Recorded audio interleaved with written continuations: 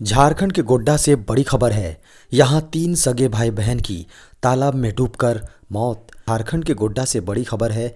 यहां बड़ा दर्दनाक हादसा हुआ है। यहां पर एक ही परिवार के 3 बच्चों की तालाब में डूबने से दर्दनाक मौत हो गई।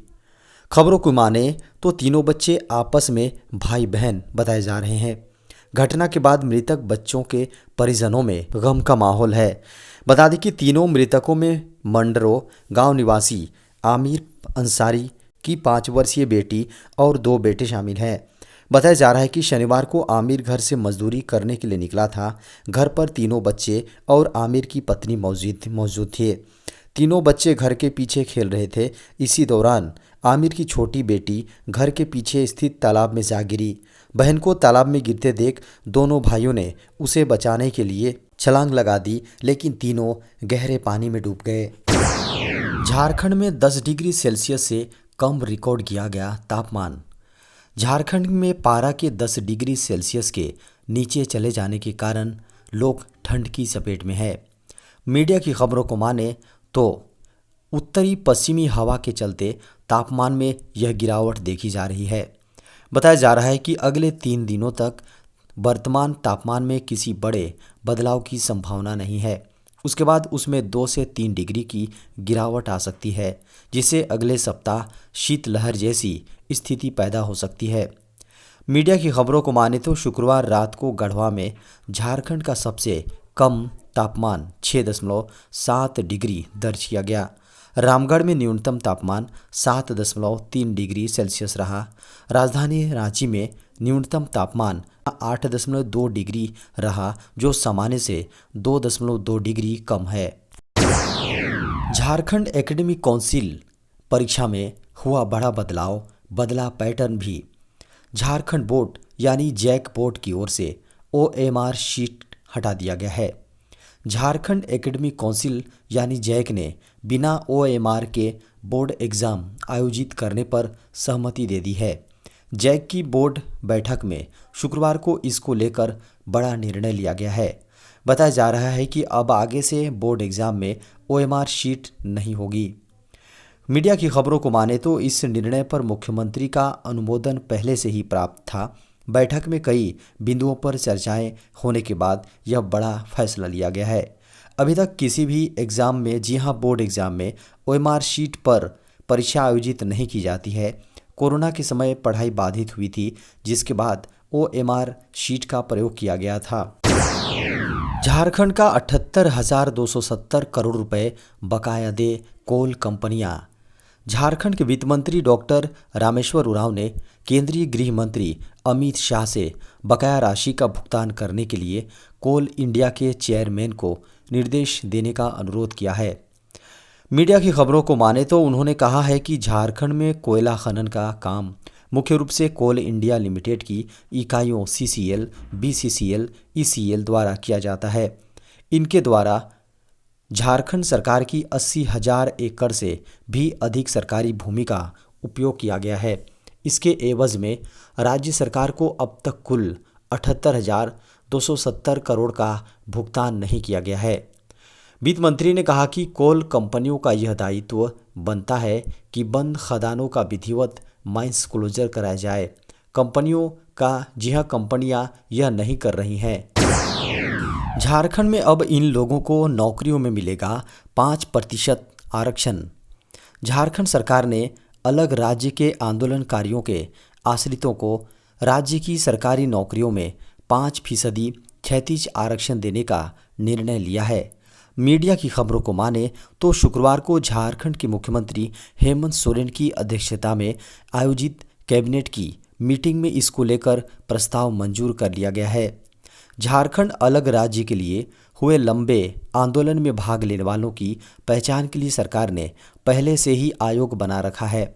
कैबिनेट ने तय किया है कि आयोग द्वारा चिन्हित किए गए हर आंदोलनकारी के एक आश्रित को राज्य सरकार की तृतीय व चतुर्थ श्रेणी की सरकारी नियुक्तियों में 5% क्षैतिज आरक्षण दिया जाएगा।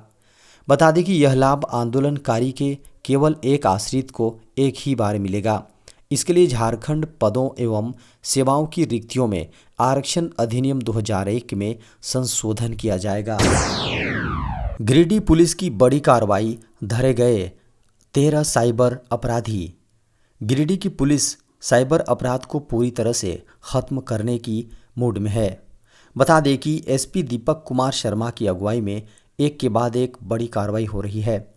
इस बार एसपी के निर्देश पर साइबर डीएसपी के नेतृत्व में टीम ने एक साथ 13 साइबर क्रिमिनल्स को गिरफ्तार किया है।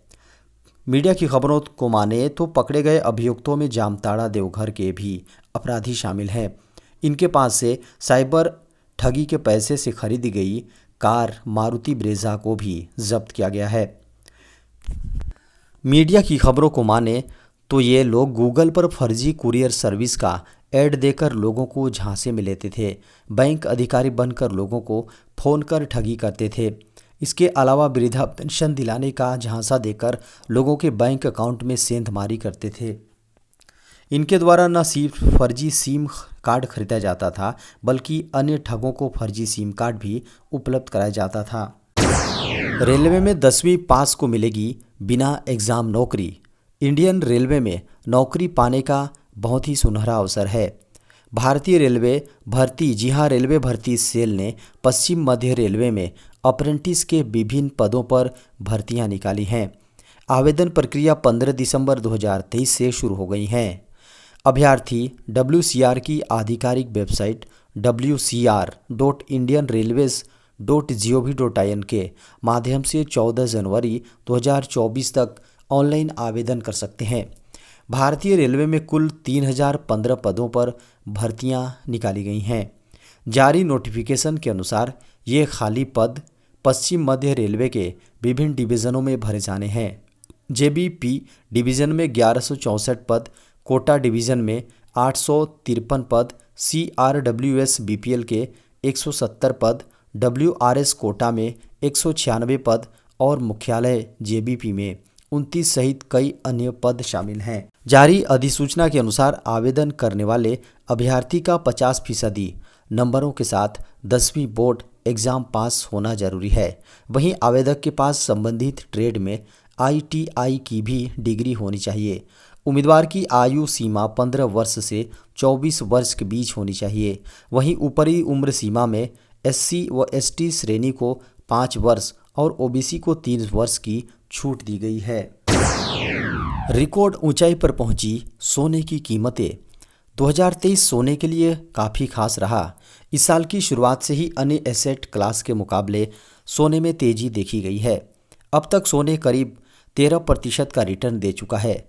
सोने की कीमत में तेजी घरेलू के साथ वैश्विक स्तर पर देखने को मिली और सोने के इस दौरान नए उच्चतम स्तर को छुआ। घरेलू स्तर पर बात करें तो इंडियन बुलियन ज्वेलर्स एसोसिएशन के अनुसार 24 कैरेट सोने की कीमत 62,370 रुपये प्रति 10 ग्राम है। 22 कैरेट गोल्ड का रेट 60,870 रुपये प्रति 10 ग्राम है।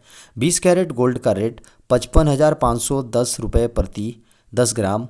18 कैरेट गोल्ड का रेट 50,520 रुपये प्रति 10 ग्राम और 14 कैरेट गोल्ड का भाव 40,230 रुपये प्रति ग्राम था। 2023 में अंतर्राष्ट्रीय स्तर पर भी सोने की कीमतों में उछाल देखा गया। यह अपने रिकॉर्ड उच्चतम स्तर $2,081 प्रति औंस को तोड़कर $2,148 प्रति औंस पर पहुंच गई। इंडियन ऑयल कॉरपोरेशन में 10वीं पास के लिए वैकेंसी। सरकारी नौकरी की चाहत रखने वाले युवाओं के लिए बड़े काम की खबर है। इंडियन ऑयल कॉरपोरेशन की ओर से 10वीं पास के लिए बम्पर वैकेंसी निकाली हैं। इस वैकेंसी के माध्यम से कुल 1814 पदों पर भर्तियां की जाएंगी। इन पदों के लिए ऑनलाइन आवेदन कर सकते हैं। आवेदन करने के लिए उम्मीदवारों को ऑफिशियल वेबसाइट ioclmd.in पर जाना होगा। इंडियन ऑयल कॉरपोरेशन की ओर से जारी इस विज्ञापन के लिए आवेदन प्रक्रिया 16 दिसंबर 2023 से शुरू हो गई है। इसमें ऑनलाइन आवेदन करने के लिए 5 जनवरी 2024 तक का समय दिया गया है। इस वैकेंसी में आवेदन करने के लिए किसी भी वर्ग के उम्मीदवारों को कोई फीस नहीं देना होगा। बता दें कि इंडियन ऑयल कॉरपोरेशन की इस वैकेंसी में आवेदन करने के लिए उम्मीदवारों के पास किसी मान्यता प्राप्त बोर्ड से 10वीं पास होना जरूरी है। साथ ही रिलेटेड ट्रेड में ITI होल्डर ही आवेदन के पात्र होंगे। बात करें उम्मीदवारों के उम्र सीमा की, तो इस वैकेंसी में आवेदन करने के लिए 18 साल से ज़्यादा और 24 साल से कम उम्र के उम्मीदवार ही आवेदन कर सकते हैं।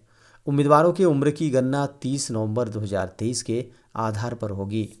इसमें आरक्षण के दायरे में आने वाले उम्मीदवारों को अधिकतम आयु सीमा में छूट दी जाएगी।